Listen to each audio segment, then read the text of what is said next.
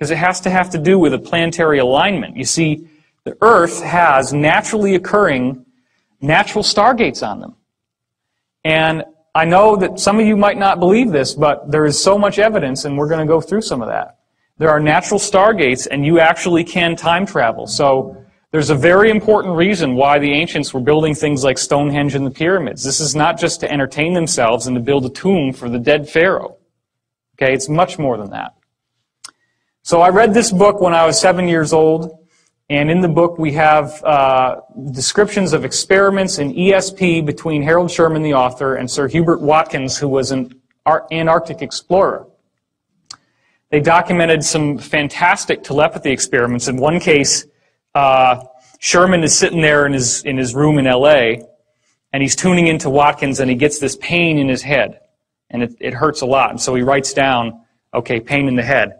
When we correspond that to what Watkins' journal said at the same time, all the people in his Antarctic expedition team were bumping into this stovepipe that had fallen down with a sharp edge, and they were actually lacerating their head, the skull. It hit bleeding from that, and he was feeling the pain. Just like I said, there's an energetic transmission of the pain. Well, after Watkins died, the telepathy continued, because they were so much in affinity with each other that he could recognize Watkins when he spoke. So Watkins is describing in some of these readings, I guess you could call them, what it took for him to get into Sherman's mind. And he said there was a nested set of spheres that he had to go through. And he had to find a channel to the center to get to the message to Sherman, which was not easy. That's why they call it channeling. Because, and I didn't go into this last time, but what really appears to be happening here is everybody knows about the system of chakras, the esoteric system of chakras. The chakras are actually different levels of your soul and different levels of where your thought processes and consciousness processes are happening. So as you go through these Kundalini meditations, the idea is that you're supposed to raise the Kundalini serpent. I was shown in multiple readings that the actual process of raising that Kundalini is collapsing the chakras together into this set of nested spheres. Because when you do that, you focus everything into the one spot in your brain that we're going to go to here. So this is bringing all your chakras together and then finding that channel so that the entity that's trying to reach you, or your higher self, can get to the center. Because the center is where all the action happens. Why is that? Well, the center of your brain has a small gland in it called the pineal gland, which, as you can see here, it was called pineal because it's shaped like a pine cone. This is the exact geometric center of your brain. It's right here. And this, as we're going to see, is very important in ancient cultures. The Sumerians gave it a description, which you can see here, the little acorns on the top of the staff that he had. And there's also a little jobber up here. And what we found out from Dan Burrish is that these can be reversed. The cylinder seals can be flipped over, and when you start doing that, you see some very interesting things, like the eye in the triangle, and another eye in the triangle right here. So the Sumerians were hiding information. They were encrypting information in these seals. So this is the one we were just looking at. Here's your little pineal gland, and the other one up there. Well, look at this. Now, if you've seen Stargate SG-1, the first episodes, you remember the Goa'uld, the villains in Stargate? You remember how they had these helmets that went around their head that looked like a snake? That's the helmet. That's the Anunnaki. They were human-like people, but they wore these weird helmets in order to appear like gods to the primitive Sumerians they came to. And this is how they encoded the secret of what they really looked like inside this image right here. It only works when you put a mirror image on it. But then you also see he's holding all these pineal gland staffs, and he's got this seal over his head, and more symbols here. But it gets a lot more direct as we go on, and you're going to start wondering to yourself, why in the world are all these cultures focusing on the pine cone?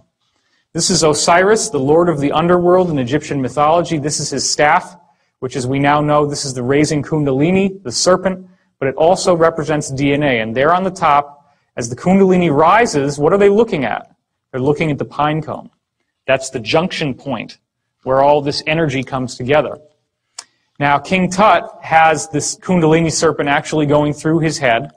That's a symbol that they gave that the pineal is fully activated, that your chakras have now all turned into that nested set of spheres, and that access from the higher realms is moving directly through your head. They believed he had that. Whether he did or not, we don't know. Here's the Babylonian god Tammuz, and as you can see, he's holding a pine cone.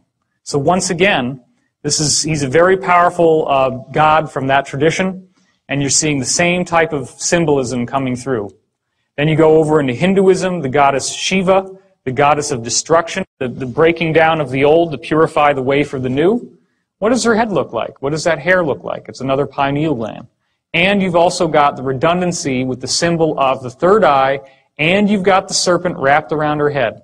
The same iconography once again. And it's so powerful in the Hindu tradition that even now it's common practice to wear a symbol of the third eye on your forehead if you're a woman, and they all have these various bindis, as they're called, that they can order and wear. This is, as we go more into more recent gods, the god of drunkenness and revelry, Bacchus. You can see he has the goat-shaped ears here. They're kind of demonic almost looking. And he also has the cloven feet. But then look at this. What's that? There it is again, huh? There's that pine cone. So once again, why do you think alcohol, hard liquor, is called spirits? Think about that for a minute. Because it opens the door to these influences. And the ancient people knew that. That's why they were called spirits. You've ever seen people who get like completely possessed when they're drunk and they just seem different, they seem a lot more negative? Well, negative entities in some cases seem to be able to grab hold through the pineal gland.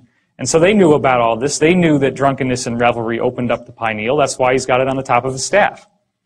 Dionysus, who is the usher through the underworld, the usher through death and rebirth, he's also got the pineal gland, the pine cone on his staff. So there's the same message yet again. And here's another image of Dionysus with a bigger pine cone. Well, let's not leave out Buddhism. Check that out, right? Same exact thing once again, the hair. That's another symbol of the pineal gland.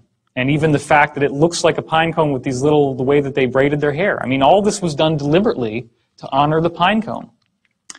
So then there's a quote from the Bible, "The light of the body is the eye. If therefore your eye be single, your whole body shall be full of light." That's Matthew 6:22. Well, that's pretty weird, huh? Guess how the mainstream Bible scholars interpret this passage I told you yesterday, for those who were here. They say, well, you just have to be single-mindedly focused on God the Father as your salvation. That's why it's one eye. You just want to kind of look at him. This is a single eye, and it makes your whole body full of light. Well, the Bible says God is light, so this is what's going on. It's your hyperdimensional gateway. The third eye, yeah. But surely we say, you know, even though maybe a Bible passage could be interpreted a certain way, it might not mean anything, probably doesn't mean anything.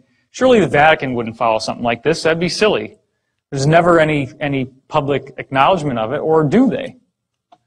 Well, check this out. This is the Vatican Square, and this is a gigantic statue of a pine cone. It's the largest statue in the Vatican, anywhere outside, except for this little ball over here, which we're going to look at closer in just a second.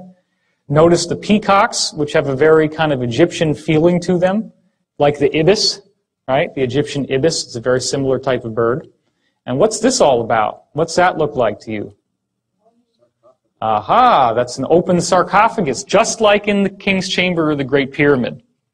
What does the open sarcophagus symbolize in the Great Pyramid? No more death. The transition into spiritual life, okay? So, this all has to do with, I'm going to start walking a little bit. This all has to do with the knowledge of the higher forces, sacred geometry. All this stuff focuses on the pineal gland, the pine cone. Now, what do they call this actual part of the Vatican? They call it the Court of the Pine Cone. Okay? How weird is that? But I want to take a look at that little ball, so let's go in closer on it. There it is. That's huge. That's huge. And what's all this? This is like Greek columns, and then you get your saints on the top of the columns here. And here you have, I guess that's called the Basilica